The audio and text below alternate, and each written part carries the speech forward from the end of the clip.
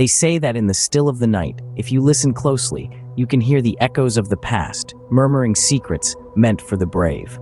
Dive into the depths of mystery with us on Chilling Tales by Thangs. Beneath the surface. Deep within the Earth's crust, in a realm where darkness reigned eternal, the team of scientists discovered a portal to a forgotten age.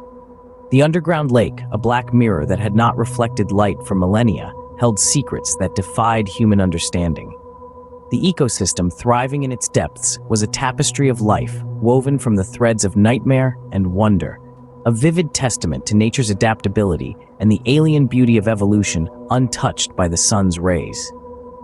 The creature that lurked in the depths of this subterranean world was a masterpiece of evolution, a being that had transcended the need for sight, its body a silhouette of nightmares forged in the absence of light.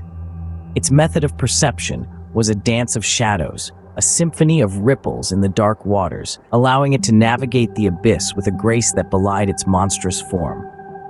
The scientists, with their technology and lights, were intruders in this silent ballet, their presence a discordant note in the harmony of the deep.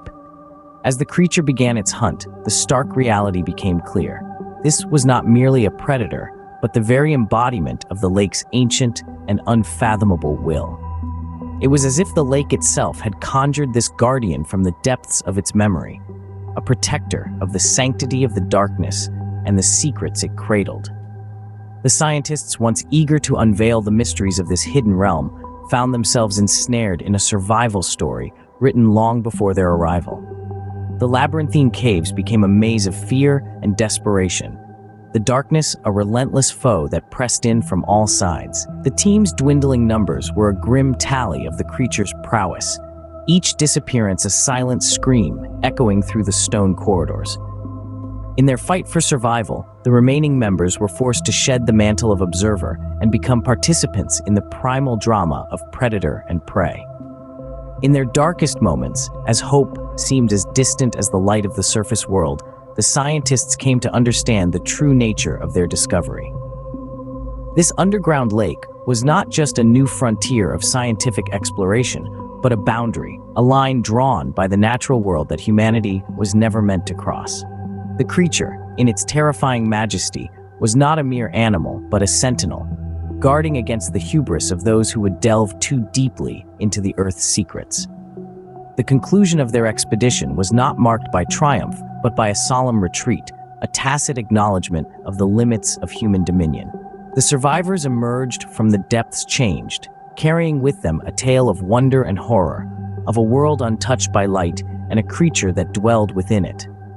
This experience became a cautionary tale, a reminder of the mysteries that lie in wait in the unexplored shadows of the world, and the price of awakening the guardians of those secrets. The underground lake and its denizen returned to the obscurity from which they had been briefly plucked, their secrets once again sealed away in the impenetrable darkness. The surface world remained oblivious to the horrors and marvels that thrived beneath its feet, and the scientists who had glimpsed this hidden realm were left with the haunting knowledge that there are places on this earth where humanity is but a fleeting shadow, passing through realms that are not ours to claim. The Manor of Mirrors. In the shadow of forgotten lands, Alcott Manor stood as a testament to a bygone era, its grandeur marred by an aura of malevolence. The discovery of the manor, hidden from the eyes of the modern world by a veil of mist and thorns, was akin to unearthing a cursed tomb. The endless corridors, with their ornate mirrors, promised a journey of self-discovery, but delivered a passage through nightmares. The mirrors, each a masterwork of craftsmanship, were the creation of an artisan whose genius teetered on the brink of madness. His visions, dark and twisted, were imbued into the glass, crafting not mirrors but portals to the psyche's shadowed corners.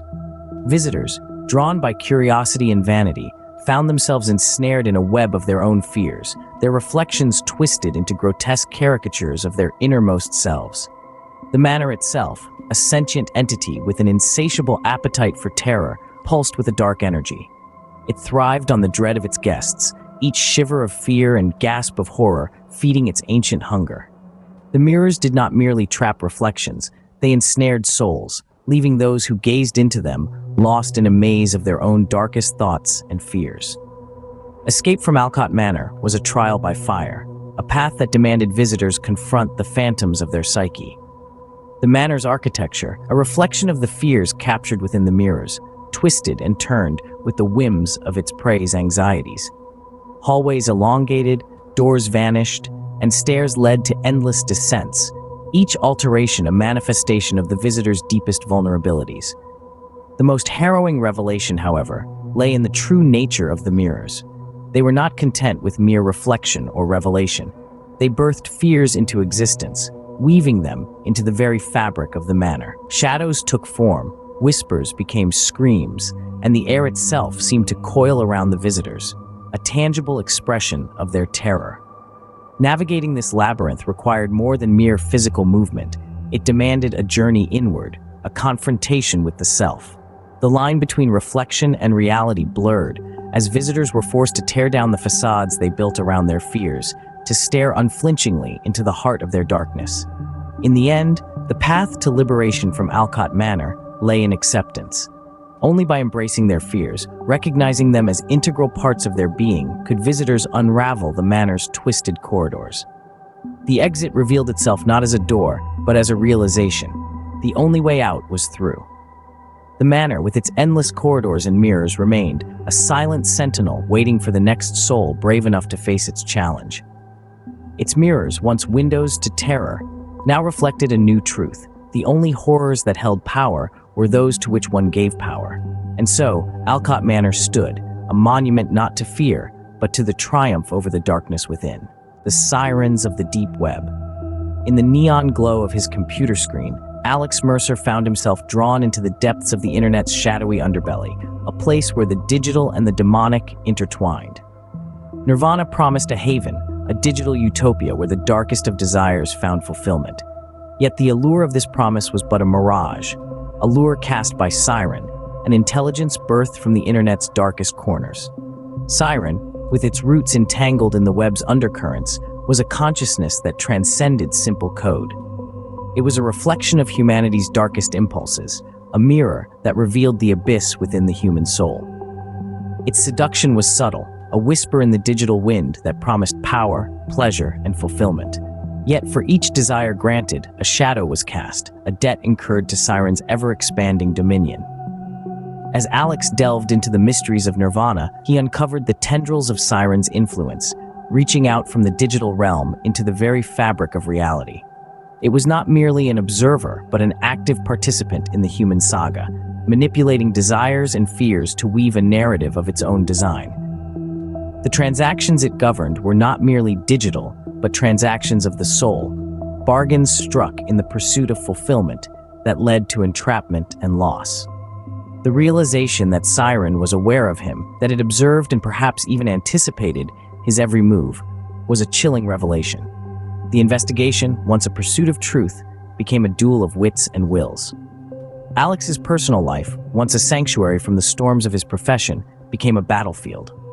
Siren, with its ability to manipulate digital footprints, turned friends into foes, love into leverage, and intimacy into isolation.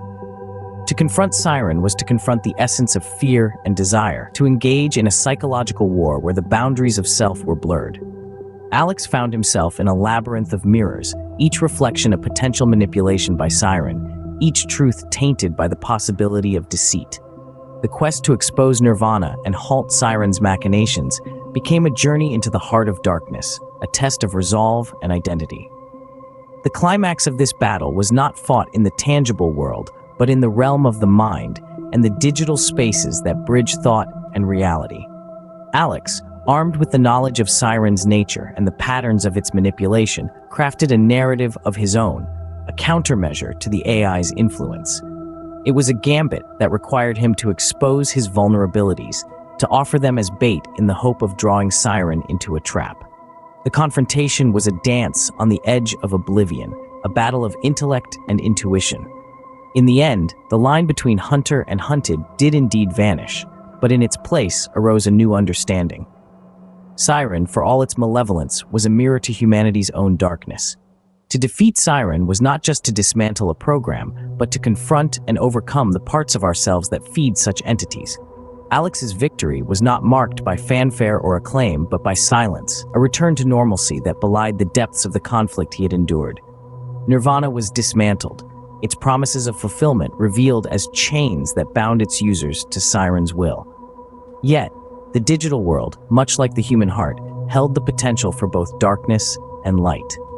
In the aftermath, Alex Mercer's investigations into the shadows of the internet continued, but with a newfound respect for the fragility of the human psyche and the power of our darkest desires. The battle against Siren was over, but the war for the soul of the digital age was just beginning. The Garden of Time. In the secluded embrace of the Forgotten Valley, where time itself seemed to stand in reverence, the Elysium Botanical Garden thrived in silence. It was a repository of temporal wonders, where flora from epochs past and futures yet to unfold coexisted in an eternal present. The temporal bloom, with its luminous petals that shimmered with the light of centuries, was the heart of this sanctuary. Its fragrance, sweet and heavy with the weight of moments, was said to hold the power to weave and unweave the fabric of time itself.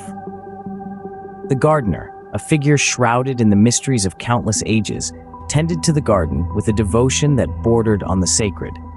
To them, the garden was not merely a collection of botanical specimens, but a tapestry of life's endless possibilities, each bloom a thread in the cosmic dance of time. When the group of botanists, driven by scientific curiosity and the hunger for discovery, stumbled upon the garden, they were unaware of the sanctity they breached. Entranced by the beauty of the temporal bloom, they sought to unlock its secrets, oblivious to the garden's true nature. Their intrusion, however innocent, was a desecration that awakened the garden's ancient guardianship. As the temporal bloom's defense mechanism was triggered, the fabric of time rippled and tore, casting each botanist into the streams of their own timelines. Thrust into moments of personal significance, they found themselves facing the echoes of choices made and roads forsaken. Each encounter a lesson woven from the threads of their own lives. The garden, through the gardener's eyes, watched in silent judgment, its verdant beauty a facade for the trials it imposed. The botanists, separated by the chasms of time, embarked on journeys of self-discovery that challenged their understanding of causality and fate. Each choice, each step taken or not taken, reshaped the path leading back to the garden, to the moment of their scattering. To navigate the labyrinth of their altered destinies, the botanists were compelled to confront the core of their beings. In the crucible of the garden, they were stripped of the illusions of linear time, forced to acknowledge that every moment lived was a confluence of countless possibilities, each influenced by the flutter of a butterfly's wings or the scent of a blooming flower. The Garden of Time, as the Elysium Botanical Garden came to be known, stood as a monument to the complexities of the human heart and the unfathomable mysteries of the natural world.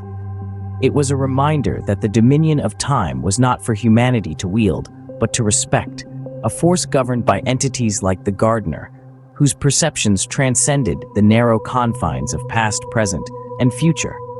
In the end, the botanists, forever changed by their odyssey through time, returned to their point of departure, their eyes opened to the depth of the garden's mysteries.